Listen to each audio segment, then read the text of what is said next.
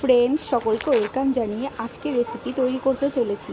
আজকে আমি তৈরি করব আলু পটলের রেসিপি তৈরি করার জন্য আমার লাগছে এখানে কাঁচা লঙ্কা, টমেটো ও আদা ও ফোড়নের জন্য শুকনো লঙ্কা, তেজপাতা ও গোটা জিরে। তো পটলগুলোকে আমি ভালো করে কচলে কচলে ধুয়ে নিয়েছি। এবারে আমি মিক্সি গ্রাইন্ডারে সব মশলাগুলো দিয়ে একটু পেস্ট বানিয়ে নেব। ওকে একটু দিয়ে দিচ্ছি। তো আমার পেস্ট তৈরি হয়ে গেছে। এবার আমি কড়াইতে একটু সর্ষের তেল দিয়ে তেলটা ভালো গরম হয়ে গেলে আমি একে একে আলু পটলগুলো ভেজে নেবো। মানে পটলগুলো আগে ভেজে নিচ্ছি। পটলগুলো একটু লাল লাল করেই ভেজে নেব। লবণ হলুদ দিয়ে ভালো করে ভেজে নেব।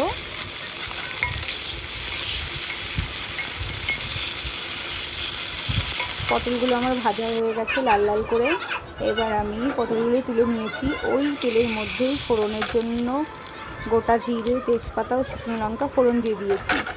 এবার আমি ওই আলুগুলো দিয়ে দেবো। আলুগুলো একটু ভাজা ভাজা করে নেব।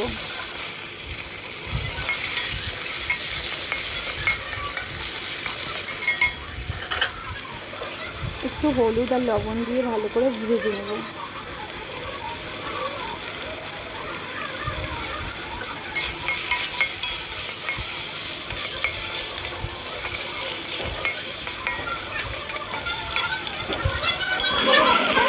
আলুগুলো লাল লাল ভাজা হয়ে গেলে ওর মধ্যে মশলা দিয়ে অ্যাড করে নেব। মশলাগুলো দিয়ে ভালো করে কষিয়ে নেব।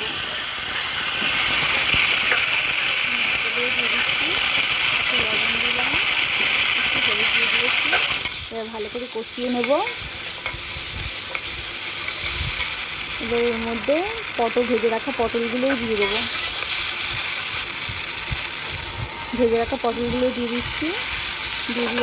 এবার ভালো করে কষিয়ে নেব। গ্যাসের ফ্লেমটা একটু কমিয়ে দিয়ে খুব ভালো করে কষিয়ে নেব। ভালো করে কষানো হয়ে গেলে এরপর একটু জল দিয়ে দেবো। ভালো কষা হয়ে এসেছে আমার। এবার আমি জল ঢেলে দেবো। মিক্সি ধোয়া জলটা দিয়ে দিচ্ছি। আর একটু জল দেবো। দিয়ে এবার ফুটে উঠলে মোটামুটি গ্যাসের ফ্লেমটা বাড়িয়ে দিয়ে ঝোলটাকে ফোটাচ্ছি। আলুটা গলছে নাকি একটু দেখে নেব। আর একটু ফুটবে।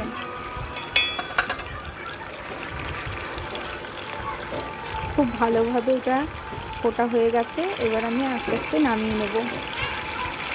দেখো কি সুন্দর ফুটছে। এবার আমি আস্তে আস্তে নামিয়ে নিচ্ছি। দেখো আমার আলু পটলের রেসিপিটা খুব সাধারণভাবেই তৈরি করলাম। কেমন হয়েছে বন্ধুরা জানিও। একটা লাইক করো প্লিজ।